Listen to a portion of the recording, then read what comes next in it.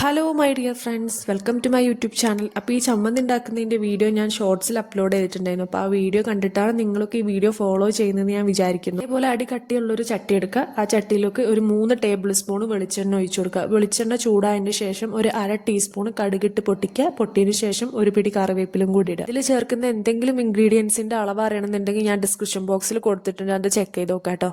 ഇതിലേക്ക് എന്നിട്ട് ചിരവിയ 1 കപ്പ് തേങ്ങ ചേർക്കുക. എന്നിട്ട് നന്നായിട്ട് മിക്സ് ചെയ്യുക. എത്രയാണോ നിങ്ങൾ ചമ്മന്തി ഉണ്ടാക്കാൻ ഉദ്ദേശിക്കുന്നത് അതിനനുസരിച്ച് ഇതിലെടുക്കുന്ന ഓരോ ക്വാണ്ടിറ്റിൻ്റെയും അളവ് കൂട്ടുക കേട്ടോ. ഇപ്പം തേങ്ങ എടുക്കുകയാണെങ്കിൽ 1 കപ്പാണെന്നുണ്ടെങ്കിൽ കുറച്ചുകൂടെ ഉണ്ടാക്കുന്നുണ്ടെങ്കിൽ 1.5 കപ്പ് എടുക്കുക. അപ്പോൾ ബാക്കി എടുക്കുന്നതിൻ്റെ അളവൊക്കെ ഇത്തിരി കൂട്ടിയെടുക്കുക. ചെണ്ണയിൽ കിടന്നിട്ട് തേങ്ങ ഒന്ന് മൂത്ത് വരുന്ന സമയത്ത് നമുക്ക് ആവശ്യത്തിന് ഉപ്പ് ചേർക്കുക. എത്രയാണോ നിങ്ങൾക്ക് ഉപ്പ് വേണ്ടത് അതിനനുസരിച്ച് ഉപ്പ് ചേർക്കുക.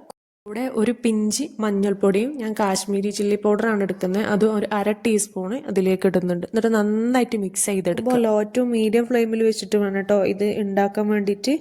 ഹൈ ഫ്ലെയിമിൽ ഇട്ടിട്ട് ഒരിക്കലും ഉണ്ടാക്കരുത്. അതെല്ലാം മിക്സ് ചെയ്ത് ഈ പരിവാവുന്ന സമയത്ത് ഞാനിവിടെ 2 കോഴിമുട്ടയാണ് എടുക്കുന്നത്. നിങ്ങൾ എടുക്കുന്ന അളവിനനുസരിച്ച് കോഴിമുട്ടൻ്റെ എണ്ണം കൂട്ടാട്ടോ. ഞാൻ 2 കോഴിമുട്ടയാണ് ഇവിടെ എടുക്കുന്നത്. എന്നിട്ട് നല്ല രീതിക്ക് തന്നെ 2 കൂടി മിക്സ് ചെയ്തെടുക്കുക കേട്ടോ. എഗ്ഗും തേങ്ങയും നല്ല രീതിക്ക് മിക്സ് ചെയ്തെടുക്കുക. ലോ ടു മീഡിയം ഫ്ലെയിമിൽ വെച്ചിട്ട് വേണം കേട്ടോ ഇതൊക്കെ ചെയ്യാൻ. നമ്മൾ കൈവിടാതെ ഇളക്കിയും കൊണ്ട് തന്നെ ഇരിക്കണം കേട്ടോ. മിക്സ് ഇളക്കിയാണ് നമുക്ക് ആ രൂപത്തിൽ കിട്ടുക. അപ്പോൾ അത് കൈവിടാതെ ഇളക്കാൻ ശ്രദ്ധിക്കുക. വീഡിയോ ഇഷ്ടപ്പെടുകയാണെങ്കിൽ ലൈക്ക് ചെയ്യുക, ഷെയർ ചെയ്യുക, മസ്റ്റായിട്ട് ഒന്ന് സപ്പോർട്ട് ചെയ്യാൻ വേണ്ടി ഒന്ന് സബ്സ്ക്രൈബും ചെയ്യുക കേട്ടോ. എന്ന സമയത്ത് ചെറിയ കട്ടകളൊക്കെ ഉണ്ടാവും, അതൊക്കെ ഒന്ന് ഉടച്ചുടച്ചിട്ട് വേണം കേട്ടോ മിക്സ് ചെയ്യാൻ. ആ കട്ടകളൊക്കെ ഒന്ന് ഉടച്ചുടച്ച് നല്ല രീതിക്ക് മിക്സ് ചെയ്താൽ അപ്പോൾ നമുക്കൊരു ചമ്മന്തി പൊടി പോലെ കിട്ടും. അതെല്ലാം മിക്സ് ചെയ്തതിന് ശേഷം ലാസ്റ്റ് നമുക്ക് ഇതേപോലെ കിട്ടിയിട്ടുണ്ടാവും. എല്ലാം നല്ല വൃത്തിക്ക് നല്ല വിട്ട് വന്ന് നല്ലൊരു ചമ്മന്തി പൊടിൻ്റെ രൂപത്തിലുണ്ടാവും. അപ്പോൾ ഇതെന്തായാലും മസ്റ്റ് ട്രൈ ഐറ്റമാണ്. എല്ലാവരും ട്രൈ ചെയ്തിട്ട് ഫീഡ്ബാക്ക് കമന്റ്. ചോറ് കഴിക്കാത്ത കുട്ടികൾക്കൊക്കെ ഇതേപോലെ ഒന്ന് ഉണ്ടാക്കിയിട്ട് ചോറ് കൊടുത്തു നോക്കാം. മസ്റ്റായിട്ട് അവർ ചോറ് കഴിക്കും. അപ്പോൾ ചാനൽ ഇഷ്ടപ്പെടുകയാണെങ്കിൽ ഒന്ന് ലൈക്ക് ചെയ്യാം കേട്ടോ.